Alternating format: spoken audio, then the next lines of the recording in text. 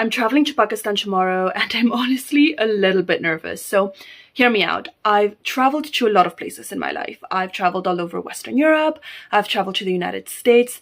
If you followed me over here on YouTube for a while, you know that I've traveled a lot to African countries. So Kenya, Tanzania, South Africa, Zimbabwe, Morocco, all of those places. But I've never been to Pakistan. I've never even been to Asia. So it's like a completely different culture, completely different world for me.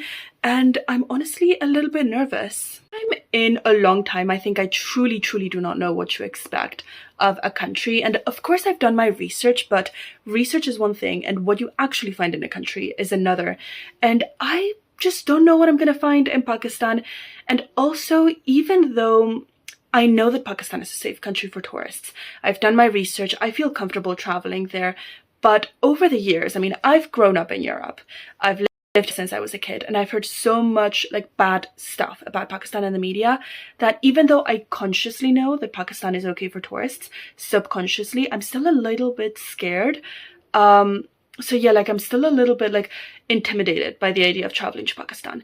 So yeah, I'm a bit nervous about traveling there, but I'll take y'all with me, tell you what I think of Pakistan, my first impressions of Pakistan, and in particular Islamabad, which is the first city that I will be traveling to. And yeah, I'll let you know how it goes. So I landed in Islamabad at 2 or 3 a.m. So I don't know why, but all international flights that arrive to Islamabad arrive super early in the morning.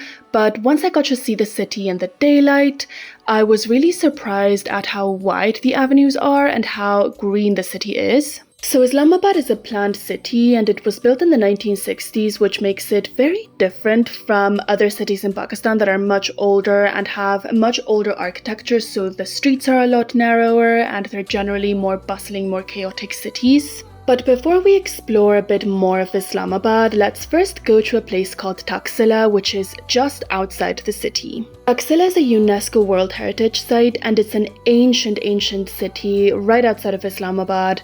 And it is known for being the capital of the Gandhara Kingdom, which was a kingdom in around 1000 BCE that used to exist in the area that is now modern Pakistan and northern India.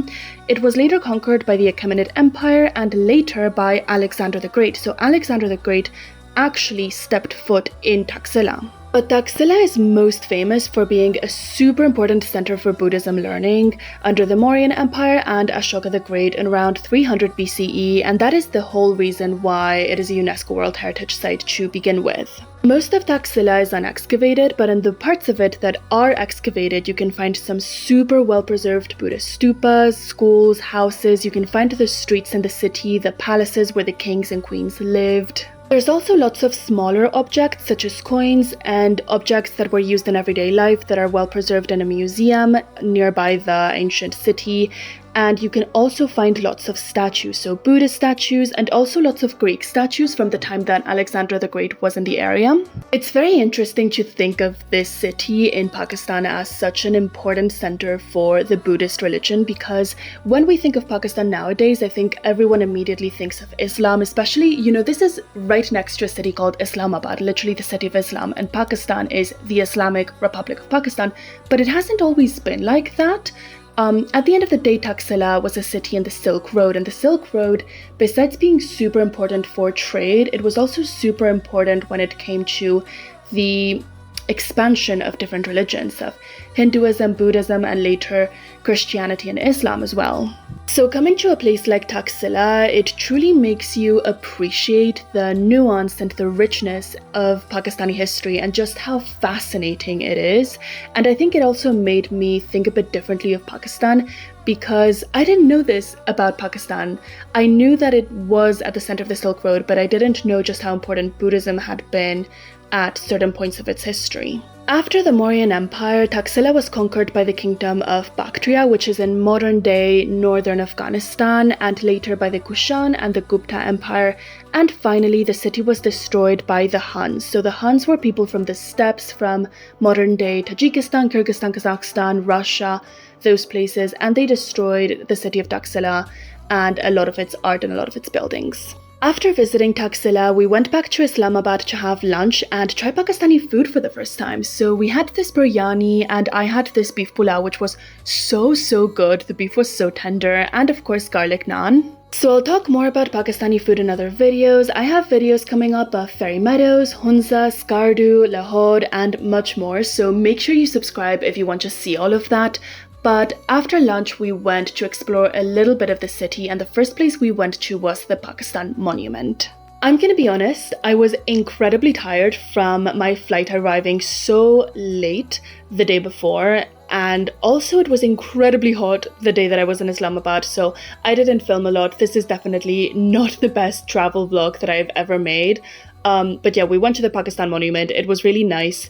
It's this kind of fusion between traditional and modern architecture, and it has these petals that represent different aspects and different monuments of Pakistan.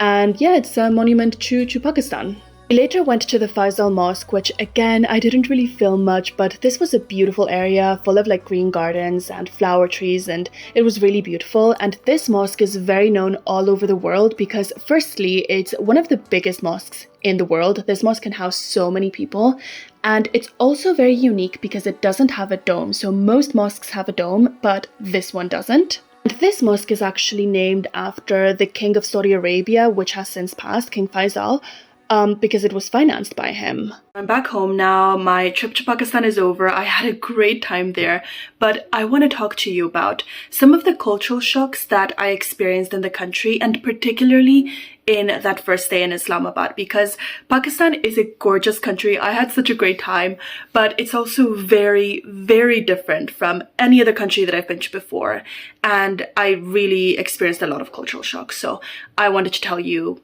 some things that surprised me. Particularly with Islamabad, something that surprised me was just the layout of the city. So of course, Islamabad is a planned city, so it is really unlike other cities in Pakistan that are older and have narrower streets and older architecture.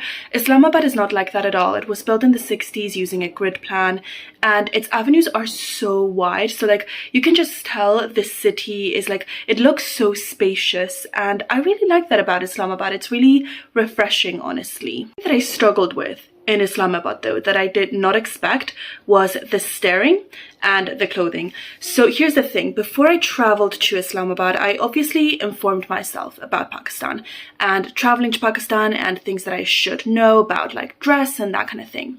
And in Islamabad in particular, I had watched a series of YouTube videos that said that people dress like really kind of Western, so to speak, in Islamabad. Basically like jeans and t-shirts is a pretty normal outfit for people to wear there. And as a tourist, you will stand out even when you're wearing like jeans and t-shirts, but not as much as in other places in Pakistan where maybe you should cover yourself up a bit more. That is what I was led to believe, but it was not my experience at all. So basically, like most of the men that I saw were wearing like traditional clothes, and the women as well. So they were really covered up with veils and really pretty clothing, by the way. The women in Pakistan dress so beautifully. They wear like these long trousers and long kind of dresses up to their knees, long sleeve, with very pretty colors.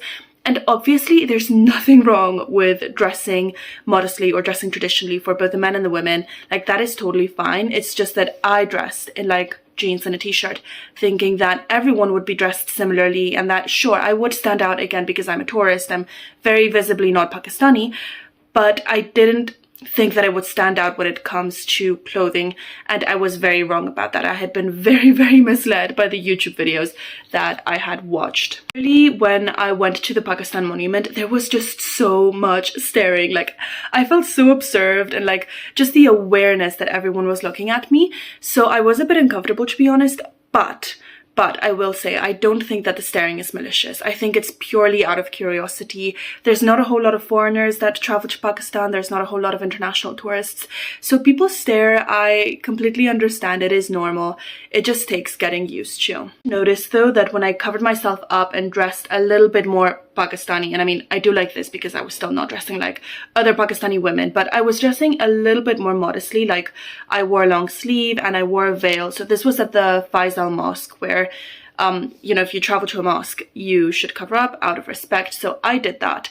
And when I did that, I noticed that people stared a lot less. Like, they still stared, just not as much. And I did feel a little bit more comfortable. So if I had to travel to Islamabad again, I would definitely dress a bit more modestly from the beginning. And that is what I did in Lahore. When I traveled to Lahore, I wore long sleeve the whole time, and I just felt a bit more comfortable. And again, people still stared, but I was more comfortable like that. That really surprised me about Islamabad is how green it is. So I knew that Islamabad was a green city. I just didn't expect it to be that green. And also, in Western media, Pakistan is always portrayed as like a super dry country, like a dry, scorched desert with nothing to see, super dangerous country. I'm sure you know what I'm talking about, right? But true, it's portrayed as a dry city, a desertic city, a dangerous city. And I'm not sure if you've ever seen the TV show Homeland. So Homeland is an American TV show. I really like it. I think it's really good, but I don't think it does a great job at portraying certain countries.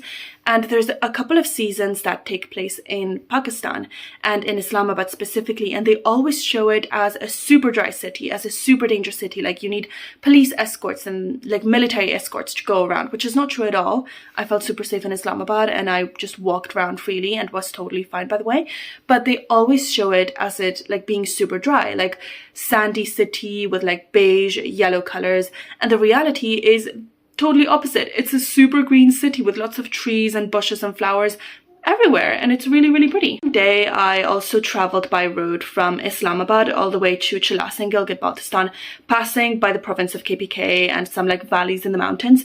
And I could see that there's so much, like such a big area of Pakistan is super, super green. And I'm sure it has deserts and like drier areas in other parts of the country, but it also has green areas. It has mountains, it has forests, it has lots and lots of green. The area around Abbottabad, for example, is super green, or the valleys of Nuran and Kagan are lovely. They're so beautiful, really green as well.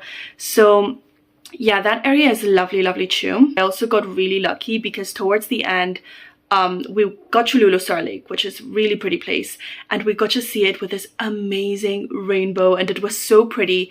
And then we got all the way up to Babusar Top. So Babusar Top is at the border between the province of KPK and the region of Gilgit-Baltistan in like the north of Pakistan.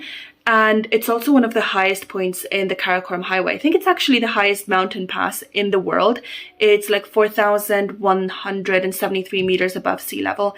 And we also got it with a rainbow, and it was just magical. Like, Babusar Top is such a lovely place, like one of the prettiest places that I went to in Pakistan, in my opinion. That really, I mean, I wouldn't say it surprised me, but that I found interesting about Pakistan was the hospitality. So again, while I was doing my research on Pakistan, I heard great things about Pakistani hospitality, but I wanted to check if that was actually true, because I think people sometimes, particularly on social media, tend to over-romanticize countries.